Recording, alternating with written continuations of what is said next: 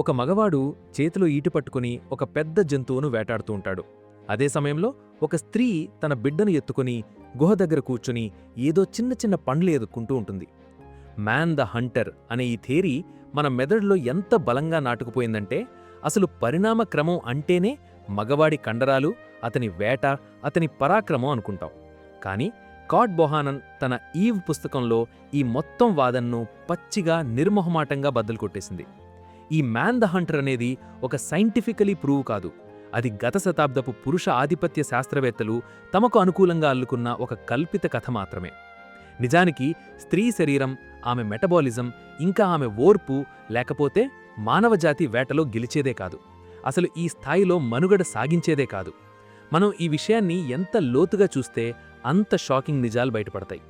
మగవాడు వేటకు వెళితే స్త్రీ ఇంట్లో కూర్చునేదనే మాట పచ్చి అబద్ధం. నిజానికి ప్రాచీన కాలంలో స్త్రీలు కూడా మగవారితో సమానంగా, కొన్నిసార్లు వారికంటే మెరుగ్గా వేటలో ఉండేవారు. 2020లో పెరూ దేశంలోని యాండీస్ పర్వతాల్లో విలమయ్య పచ్చా ప్రాంతంలో పురావస్తు శాస్త్రవేత్తలకు 9000 ఏళ్ల క్రితం నాటి ఒక అస్థిపంజరం దొరికింది. దాని పక్కనే వేటగాళ్లు వాడే అద్భుతమైన రాతి ఆయుధాలు, జంతువుల చర్మం ఒలిచే పరికరాలు ఉన్నాయి. తొలుత శాస్త్రవేత్తలు ఏమాత్రం ఆలోచించకుండా ఇంత పెద్ద వేట ఆయుధాలున్నాయి కాబట్టి ఇది ఖచ్చితంగా ఒక గొప్ప మగ వేటగాడి అస్థిపంజరం అని నిర్ధారించేశారు. కానీ తరువాత DNA పరీక్షలు, దంతాల విశ్లేషణ చేస్తే తెలిసిన నిజమేంటంటే అది ఒక 17-19 ఏళ్ల యువతి అస్థిపంజరం. ఈ ఒక్క ఘటన ప్రపంచవ్యాప్తంగా ఉన్న ఆంథ్రోపాలజిస్టులను వణికించింది. ఆ ఒక్క సమాధి మాత్రమే కాదు, ఆ చుట్టుపక్కల దొరికిన 429 అస్థిపంజరాలను మళ్లీ రీఎగ్జామిన్ చేస్తే అందులో వేట ఆయుధాలతో ఉన్నవారిలో దాదాపు 30-50% మంది స్త్రీలే అని తేలింది. అంటే మనం వేల ఏళ్లుగా నమ్ముతున్న మగవాడు వేటగాడు, ఆడది వంటగెత్త అనే కాన్సెప్ట్ ఒక సోషల్ కన్స్ట్రక్ట్ తప్ప బయలాజికల్ ఫ్యాక్ట్ కాదు. స్త్రీలు కేవలం చిన్న చిన్న కుందేళ్లను కాదు, మ్యామత్ వంటి భారీ జంతువులను వేటాడే బృందాల్లో కీలక సభ్యులుగా ఉండేవారు. స్త్రీ శరీరం వేటకు సరిపోదనుకోవడం మన అజ్ఞానం.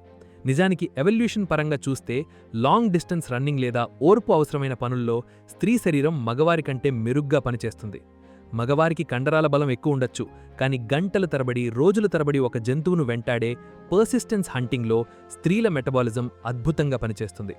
స్త్రీ శరీరంలో ఉండే ఈస్ట్రోజన్ హార్మోన్ కేవలం పునరుత్పత్తికి మాత్రమే కాదు, అది శరీరంలోని కొవ్వును ఎనర్జీగా మార్చడంలో మగవారి టెస్టోస్టిరాన్ కంటే సమర్థవంతంగా పనిచేస్తుంది.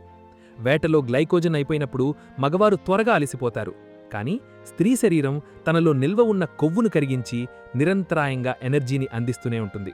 అందుకే అల్ట్రా మ్యారథాన్లలో లేదా అతి కష్టమైన శారీరక శ్రమలో స్త్రీలు మగవారికి గట్టి పోటీ ఇస్తారు.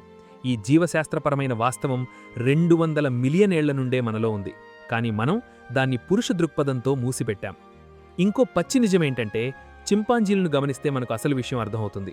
సెనెగల్ వద్ది ప్రాంతాల్లో అడవి చింపాంజీలను పరిశీలిస్తే అక్కడ ఆడ చింపాంజీలే ఈటెల్లాంటి కర్రలను తయారు చేసుకుని వాటిని పదును పెట్టి వేటాడతాయి. మగ చింపాంజీలు తమ చేతులతో వేటాడడానికి ప్రయత్నిస్తాయి. ఆడ చింపాంజీలు టూల్స్ వాడి తెలివిగా వేటాడతాయి. మన పూర్వీకుల్లో కూడా ఇదే జరిగి ఉంటుంది. స్త్రీకి తన బిడ్డను పెంచడానికి అధిక క్యాలరీలు, అధిక ప్రోటీన్ అవసరం. ఆ అవసరమే ఆమెను అద్భుతమైన పరికరాలను కనిపెట్టేలా చేసింది. నిజానికి మానవ చరిత్రలో మొదటి పరికరం ఏదైనా ఉందంటే అది వేటాడే కత్తి కాదు, తన బిడ్డను వీపును కట్టుకునే ఒక క్యాటలాగ్ లేదా ఆహారాన్ని నిల్వ చేసే బుట్టయి ఉంటుంది. ఈ ఆవిష్కరణలే మనల్ని జంతువుల నుండి వేరుచేశాయి. ఆకలి అనేది అందరికీ సమానమైనప్పుడు కేవలం మగవాడు తెచ్చే మాంసం కోసం స్త్రీ ఎదురుచూస్తూ కూర్చుందనుకోవడం లాజిక్ లేని మాట. బిడ్డకు పాలిచ్చే తల్లికి సాధారణ వ్యక్తి కంటే 2.5% ఎక్కువ శక్తి కావాలి. ఆ శక్తి కోసం ఆమె వేటలో పాలు పంచుకోక తప్పదు. భాష పుట్టుక గురించి కూడా మనం తప్పుగా అనుకుంటాం. మగవారు వేటలో సైగలు చేసుకోవడానికి భాష కనిపెట్టారనుకుంటాం, కానీ స్త్రీలు తమ బిడ్డలతో కమ్యూనికేట్ చేయడానికి, సమూహంలోని ఇతర స్త్రీలతో సహకరించడానికి వాడిన శబ్దాలే భాషగా పరిణమించాయని బొహానన్ చెప్తున్నారు. ఒక వేట విజయవంతం అవ్వాలంటే కేవలం బలం సరిపోదు, వ్యూహం కావాలి. ఆ వ్యూహరచనలో, సమన్వయంలో స్త్రీలే ముందుండేవారు. మ్యాన్ ద హంటర్ థియరీ కేవలం చరిత్రను వక్రీకరించడమే కాదు, అది నేటి వైద్యశాస్త్రాన్ని కూడా తప్పుదోవ పట్టింది. స్త్రీ శరీరం అంటే కేవలం ఒక చిన్న సైజు మగ శరీరం అని శాస్త్రవేత్తలు దశాబ్దాలుగా భ్రమపడ్డారు. గుండెపోటు లక్షణాల నుండి మందుల డోసేజ్ వరకు అన్నీ మగవారి శరీరాల బట్టే నిర్ణయించారు. కానీ స్త్రీ పరిణామక్రమం వేరు, ఆమె అవసరాలు వేరు. స్త్రీలు వేటగాళ్లుగా ఉన్నప్పుడే మన మెదడు పరిమాణం పెరిగింది. ఎందుకంటే అధిక ప్రోటీన్ ఉన్న మాంసం తినడం వల్లే మనకా తెలివితేటలొచ్చాయి. ఆ మాంసాన్ని సేకరించడంలో స్త్రీల పాత్ర 50% కంటే ఎక్కువే ఉంది. మెనోపాజ్ అనే ప్రక్రియ గురించి ఆలోచిస్తే స్త్రీల పాత్ర ఎంత కీలకమో అర్థమవుతుంది. ప్రపంచంలో ఏ జంతువుకైనా సంతానోత్పత్తి సామర్థ్యం పోతే అది చనిపోతుంది. కానీ మనుషుల్లో స్త్రీలు సంతానం ఆడిపోయిన తర్వాత కూడా దశాబ్దాలుగా బతుకుతారు. ఎందుకు? దీనినే గ్రాండ్ మదర్ హైపోథెసిస్ అంటారు. వయసు మళ్లిన స్త్రీలు అంటే అమ్మమ్మలు, నాయనమ్మలు వేటలోనూ ఆహార సేకరణలోనూ తమ అనుభవాన్ని ఉపయోగించి మొత్తం తెగను కాపాడేవారు. మగవారు వేటలో విఫలమైనప్పుడు ఈ అనుభవజ్ఞులైన స్త్రీలే వేర్లు, దుంపలు, చిన్న చిన్న జంతువుల్ని సేకరించి తెగను ఆకలి నుండి రక్షించేవారు. అంటే స్త్రీ శరీరంలో ప్రతి మార్పు మానవజాతి మనుగడ కోసమే జరిగింది. మనం ఇప్పటికైనా ఈ మగ పరాక్రమ కథల్ని పక్కనపెట్టి స్త్రీ శరీరం ఈ 200 మిలియనేళ్లలో ఎదుర్కొన్న సవాళ్లను, అది చేసిన వేటను, అది సాధించిన విజయాలను గుర్తించాలి.